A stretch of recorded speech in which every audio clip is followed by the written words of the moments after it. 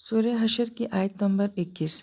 اللہ تعالیٰ فرماتے ہیں، اگر ہم نے یہ قرآن کسی پہاڑ پر اتارا ہوتا تو تم اسے دیکھتے کہ وہ اللہ کے روب سے جھکا جا رہا ہے اور پھٹا پڑتا ہے، اور ہم یہ مثالیں لوگوں کے سامنے اس لیے بیان کرتے ہیں تاکہ وہ غور و فکر سے کام لیں۔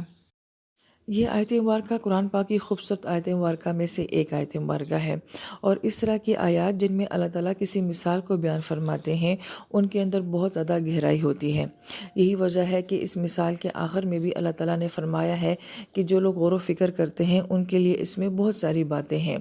ہم اکثر قرآن پاک میں دیکھتے ہیں کہ اللہ تعالیٰ جو ہیں وہ مثالوں کے ذریعے ہمیں بات سمجھانے کی کوشش کرتے ہیں۔ عیسیٰ علیہ السلام سے پوچھا گیا تھا کہ اللہ تعالیٰ اپنی آسمانی کتابوں میں مثالوں کو کیوں بیان کرتے ہیں، تو عیسیٰ علیہ السلام نے فرمایا تھا کہ اس لیے کہ جو انسان سمجھ سکے ان مثالوں کو وہ سمجھ جائے، اور جو نہیں سمجھ سکتا تو وہ کسی فتنے میں نہ پڑے۔ لہٰذا مثال جو ہوتی ہے اس کے اندر غور و فکر کا بہت زیادہ مواد ہوتا ہے، اور جو انسان جتنا زیادہ اس میں غور و فکر کرے گا تو اللہ پاک علوم اور معارف کا ایک جہان جو ہے وہ اس کے اندر کھول دیتے ہیں۔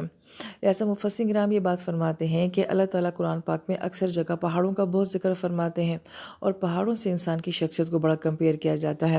سورہ بقرہ میں اللہ تعالیٰ نے 3 پتھروں کا ذکر فرمایا ہے، تو مفسرین کرام یہ فرماتے ہیں ایکچولی وہ 3 پتھر جو ہیں وہ انسان کی 3 طرح کی پرسنالٹیز جو ہیں وہ وہاں پہ بیان کی گئی ہیں۔ پھر قرآن پاک کا یہ بھی بڑا خوبصورت موضوع ہے کہ قرآن کس طرح سے فزیکل اثرات کرتا ہے اور کس طرح سے روحانی اثرات کرتا ہے، اس کو بھی بیان کیا گیا ہے۔ قرآن کا اور انسانی جسم کی کھال کا اثر بیان کیا گیا ہے کہ قرآن کس طرح سے انسان کی سکن کو نرم کر دیتا ہے، دل کے اوپر کس طرح سے اثرات کرتا ہے، آنکھوں کے اوپر کس طرح سے اثرات کرتا ہے۔ جیسے کہ بعض صحابہ کرام بھی اپنی کیفیت یہ بیان کرتے ہیں۔ جبیر بن مطعم فرماتے ہیں رضی اللہ تعالیٰ عنہ کہ جب میں نے سورہ طور کی تلاوت کو سنا تو مجھے ایسے لگا کہ جیسے میرا دل پھٹ جائے گا، اور جب میں اس کی آخری آیت مبارکہ پہ پہنچا تو میری یہ کیفیت تھی کہ میرا پورا جسم کانپ رہا تھا۔ تو اس کا مطلب ہے کہ قرآن کی اس طرح کے فزیکل اثرات بھی ہوتے ہیں۔ حضرت عمر تعالیٰ عنہ جو ہیں وہ اتنے جوش اور جذبے میں ہیں، مگر جو قرآن سنتے جاتے ہیں وہ سافٹ ہوتے جاتے ہیں، وہ نرم ہوتے جاتے ہیں، ان کا دل جو ہے وہ نرم ہوتا چلا جاتا ہے۔ تو یہ ایک فزیکل اثرات بھی ہوتے ہیں۔ لہٰذا یہ قرآن پاک کا بڑا خوبصورت موضوع ہے کہ ہم اس انداز میں سوچیں کہ قرآن کس طرح انسان کے اوپر اثر کرتا ہے، اور اس کو اللہ تعالیٰ نے قرآن پاک میں کس کس انداز میں بیان کیا ہے۔ لہٰذا انہی باتوں میں سے آج کی آیت مبارکہ کا بھی تعلق ہے کہ قرآن کو اگر پہاڑ کے اوپر نازل کیا جاتا تو پہاڑ کی کیا کیفیت ہو جاتی۔ سوچنے والی بات ہے کہ اس آیت کا میری ذات کے ساتھ کیا تعلق ہے کہ پہاڑ پہ قرآن کس طرح سے اثر کرتا، تو اس کا مطلب ہے کہ قرآن میرے اوپر کس طرح سے اثر کرتا ہے، کوئی ان باتوں کا آپس میں بڑا خوبصورت لنک بنتا ہے۔ اس مثال کو سمجھنے کے لیے مفسرین کرام جو ہے ایک اور مثال بیان فرماتے ہیں کہ جب موسیٰ علیہ السلام نے اللہ پاک سے فرمایا تھا کہ میں نے آپ کا دیدار کرنا ہے، تو اللہ پاک نے فرمایا تھا کہ آپ نہیں برداشت کر سکیں گے۔ جب اصرار بڑھتا ہے تو آپ فرماتے ہیں کہ ٹھیک ہے، میں اپنی تجلی کو کوہ طور پہ نازل کرتا ہوں، اگر یہ پہاڑ میری تجلی کو سہ گیا تو اس کا مطلب ہے کہ آپ ہی دیدار کر سکیں گے۔ لیکن جب اللہ پاک اپنی تجلی کا ظہور فرماتے ہیں تو کوہ طور کی کیا کیفیت ہو جاتی ہے کہ وہ سیاہ ہو جاتا ہے، جل کر خاک ہو جاتا ہے، اور آج تک وہ سیاہ ہے۔ بڑی غور کرنے والی بات ہے کہ اللہ پاک کی تجلی کیا تھی، اس کا ظہور کیسا تھا، اور اس کا کتنا حصہ جو ہے وہ اس پہاڑ کے اوپر پڑا تھا، اور اس سے اتنا بلند و بالا پہاڑ، اتنا سخت پہاڑ جو ہے وہ سیاہ ہو گیا تھا۔ بالکل اسی طریقے سے اس آیت مبارکہ میں اللہ پاک فرما رہے ہیں کہ اگر یہ قرآن پہاڑ کے اوپر نازل ہوتا تو اس کے اندر بھی 2 کیفیات پیدا ہوتے ہیں۔ ایک خاشعین کا لفظ استعمال کیا گیا ہے۔ خشوع عربی زبان میں پٹھے کے ڈھیلے ہو جانے کو، مسل کے ڈھیلے ہو جانے کو بھی کہا جاتا ہے، کمزور ہو جانے کو بھی کہا جاتا ہے۔ اور جب کسی چیز کے اوپر بہت زیادہ وزن ڈالا جاتا ہے تو وہ اندر سے جھکنے شروع ہو جاتی ہے، بینڈ ہونے شروع ہو جاتی ہے۔ اس کا مطلب ہے کہ قرآن پاک کے ایک فزیکل اثرات بھی ہوتے ہیں کہ قرآن کا ایک بوجھ ہوتا ہے، اس کی کیفیات کا، اس کی آیات کا ایک ثقل ہے جو انسان محسوس کرتا ہے۔ جیسے کہ نبی علیہ السلام کے اوپر جب وحی کا نزول ہوتا تھا تو پسینہ مبارک کا آ جانا، اگر آپ اونٹنی کے اوپر تشریف فرما ہوتے تھے تو اونٹنی جو ہے وہ وحی کے بوجھ سے دب جایا کرتی تھی۔ زید بن ثابت فرماتے رضی اللہ عنہ کہ نبی علیہ السلام کا سر مبارک میری گود میں تھا، اور اتنے میں آپ پہ وحی کا نزول ہوا تو مجھے ایسے لگا کہ جیسے میری ران جو ہے وہ پھٹ جائے گی بوجھ کی وجہ سے، وزن کی وجہ سے۔ تو اس کا مطلب ہے کہ وہ فزیکل اثر اللہ پاک نے قرآن پاک کے اندر رکھا ہوا ہے، ایک بوجھ کی سی جو کیفیت ہوتی ہے وہ انسان محسوس کرتا ہے۔ مگر یہ اتنا بوجھ ہوتا ہے کہ پہاڑ جو ہے وہ بھی خاشعین کی کیفیت میں آ جاتا ہے۔ تو یہ بڑی گہری بات ہے کہ قرآن کے اندر ایسا کیا وزن ہے، ایسا کیا بوجھ ہے، اس کی کیا عظمت ہے کہ پہاڑ کے مسل کو جو تشبیہ دی گئی، حالانکہ پہاڑ کے تو مسل نہیں ہوتے، مگر پہاڑ کے جھک جانے کا جو ہے وہ خاشعین کے ساتھ بیان کیا گیا ہے۔ پھر متصدعن کا لفظ استعمال کیا گیا ہے۔ صدا کا مطلب ہوتا ہے کسی چیز کا ریزہ ریزہ ہو جانا، ٹوٹ پھوٹ کا شکار ہو جانا۔ اس کی کیفیت کو ہم بڑا اچھا سمجھ سکتے ہیں کہ جیسے بم بلاسٹ ہوتا ہے تو وہاں پہ ہر جگہ ہمیں ٹکڑے ٹکڑے ریزے ریزے نظر آتے ہیں۔ ہم نے جب ایٹم بم کا ٹرائی کرنا چاہا تھا اس کو، تو جس پہاڑ کے اندر ہم نے اس کو ٹیسٹ کیا تھا تو وہ پہاڑ سارا کا سارا کیا ہو گیا تھا، سیاہ رنگ کا ہو گیا تھا، گویا کہ اندر سے وہ بالکل ریزہ ٹوٹ گیا تھا اور سامنے سے اس کی رنگت جو ہے وہ تبدیل ہو گئی تھی۔ اگر ایک ایٹم بم کے اندر یہ صلاحیت ہے کہ وہ ایک پہاڑ کو ریزہ ریزہ کر سکتی ہے، اور پھر ہم دیکھتے ہیں کہ اس کے اندر کتنی انرجی ہوتی ہے، یہی بات اللہ پاک بھی فرماتے ہیں کہ یہ قرآن اگر پہاڑ کے اوپر نازل ہوتا تو یہ اس کو بھی ریزہ ریزہ کر دیتا۔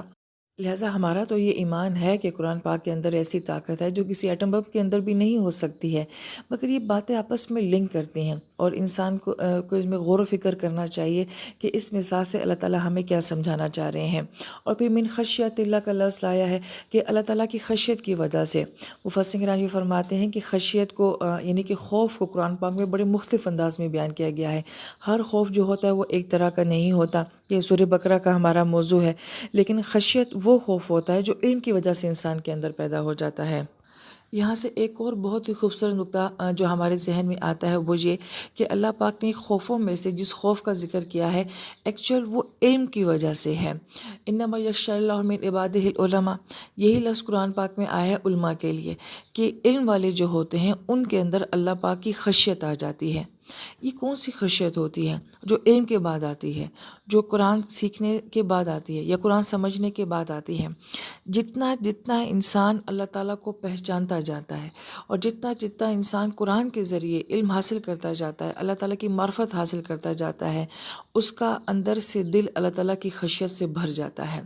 لہٰذا یہ وہ خوف نہیں ہوتا جو کسی جانور کا ہوتا ہے یا کسی حادثے کا ہوتا ہے یا کسی انہونی چیز کا ہوتا ہے۔ یہ کس طرح کا خوف ہوتا ہے؟ جو علم کی وجہ سے آتا ہے، جو اللہ تعالیٰ کی معرفت کی وجہ سے آتا ہے۔ اور اسی لفظ کو اللہ پاک نے یہاں پہ جو ہے وہ پہاڑ کے ساتھ مناسبت دی ہے۔ اس لیے شاید بعض مفسرین کرام یہ فرماتے ہیں کہ اس آیت مبارکہ کا ایک مفہوم یہ بھی بنتا ہے کہ جو شعور اور جو فہم اور جو عقل اللہ تعالیٰ نے انسان کو دی ہے، اگر یہ کیفیت اللہ تعالیٰ کسی پہاڑ کو دیتا اور پھر اس کے اوپر قرآن کا نزول ہوتا تو گویا کہ وہ ریزہ ریزہ ہو جاتا۔ لہٰذا اس کا مطلب ہے کہ جس انسان کے اندر سوچنے کا مواد جتنا زیادہ ہے، اس کا شعور، اس کی عقل جتنی زیادہ بیدار ہے، اس کے اندر اللہ تعالیٰ کی خشیت اتنی ہی زیادہ آ جائے گی، مگر وہ اتنی زیادہ بھی ہو سکتی ہے کہ وہ ایک پہاڑ کو ریزہ ریزہ کر سکتی ہے۔ لہٰذا اس کے اندر بھی بہت سوچنے کا مقام ہے، بہت گہری بات ہے۔ جبکہ بعض مفسرین کرام یہ فرماتے ہیں کہ قرآن پاک کا باقاعدہ یہ بھی ایک موضوع ہے کہ دنیا کی ہر مخلوق کے اندر شعور ہے، احساس ہے، وہ تسبیح بھی کرتی ہے، مگر اس کی کیفیت کیا ہے واللہ عالم، میرا پاک کی ذات جانتی ہے۔ تو پھر اس کا مطلب تو یہ ہوا کہ پہاڑ کے اندر بھی شعور کی کوئی سطح ہے، وہ بھی محسوس کرتا ہے۔ جیسا کہ ہم بہت ساری احادیث مبارکہ میں دیکھتے ہیں کہ یہ پہاڑ جو ہوتے ہیں یہ اس بات کا شکر ادا کرتے ہیں کہ ان کے اوپر کوئی ذکر کرنے والا آیا۔ یہ پہاڑ نبی علیہ السلام کو بلاتے تھے کہ اللہ کے نبی آپ ہمارے پاس آ جائیں، آپ ہم پہ آ کے عبادات کریں۔ اگر ہم قرآن کا بغور مطالعہ کریں تو ہمیں پہاڑوں کے ساتھ اپنا تعلق بڑا گہرا نظر آتا ہے۔ موسیٰ علیہ السلام کہاں گئے ہیں؟ کوہ طور پہ، پہاڑ پہ ہی ان کو اللہ تعالیٰ کی کتاب ملی ہے۔ نبی علیہ السلام کہاں گئے ہیں؟ آپ جو ہیں وہ غار حرا میں گئے ہیں۔ اور عیسیٰ علیہ السلام کے بارے میں بھی کہا جاتا ہے، جو طور و سینین جو بیان کیا جاتا ہے کہ ان کا بھی ایک پہاڑوں کے ساتھ تعلق رہا ہے۔ ابراہیم علیہ السلام کا بھی ہم مکہ شریف کے پہاڑوں کے ساتھ تعلق دیکھتے ہیں۔ تو گویا کہ اس کا بھی ہماری زندگی کے ساتھ اور انسان کی زندگی کے ساتھ بڑا گہرا تعلق رہا ہے۔ ہر بات ایسی ہے کہ جس کے اوپر جتنا زیادہ غور و فکر کیا جائے، انسان کے اوپر ایک علم و معرف کا جہان جو ہے وہ کھل جاتا ہے۔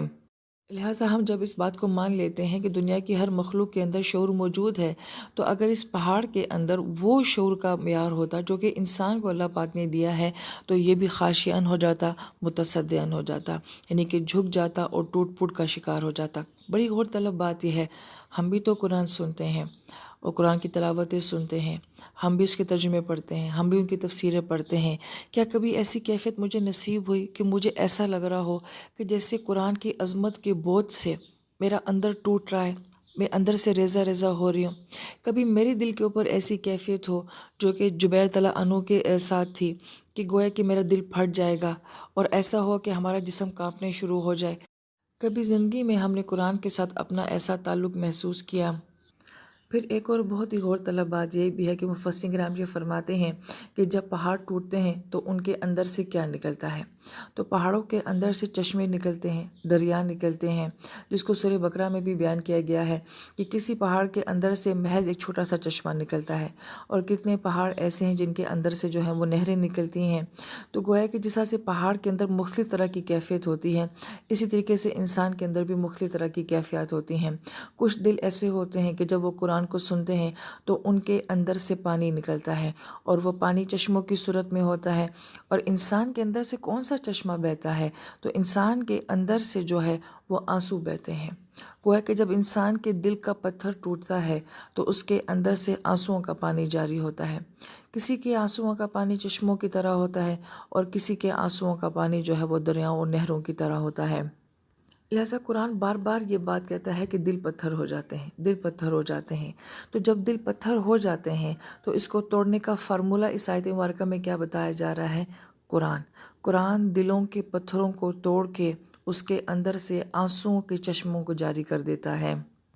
لہٰذا اہل علم جو ہیں جب اس آیت مبارکہ کو لائیو بیان کرتے ہیں تو گھنٹوں گھنٹوں جو ہیں وہ اس آیت کے اوپر درس چلتا رہتا ہے، لیکن یہاں پہ اتنی بات پہ اکتفا کیا جاتا ہے کہ جو بات اللہ تعالیٰ اپنی ذات، اپنی تجلیات کے ساتھ پہاڑ کے معاملے میں بیان کرتے ہیں، بالکل وہی معاملہ اللہ تعالیٰ قرآن کا بھی پہاڑ کے ساتھ بیان فرماتے ہیں۔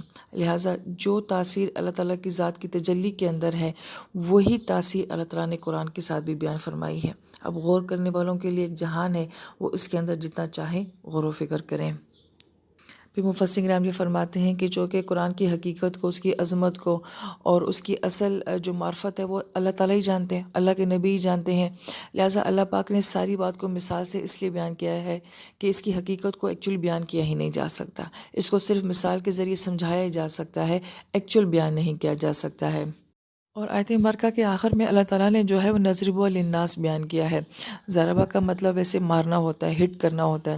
تو گویا کہ یہ مثالیں ایسی ہیں جو کہ انسان کی عقل کو ہٹ کرتی ہیں، لیکن للناس کہا گیا ہے، صرف یہ نہیں کہ مسلمان اور ایمان والا غور کرے، کل انسانیت کے لیے یہ مثالیں ہیں کہ وہ اس کے اوپر غور و فکر کریں۔ لہٰذا اللہ تعالیٰ سے دعا ہے کہ اللہ تعالیٰ ان آیات پہ ہمیں غور و فکر کرنے کی توفیق نصیب فرمائیں۔ لہٰذا اللہ تعالیٰ کی ذات کی تجلیات کا، پہاڑ کا، قرآن کا اور میری شخصیت کا کیا ربط بنتا ہے، کیا تعلق بنتا ہے، اللہ پاک ہمیں اس میں غور و فکر کرنے کی توفیق نصیب فرمائے۔ آمین یا رب العالمین۔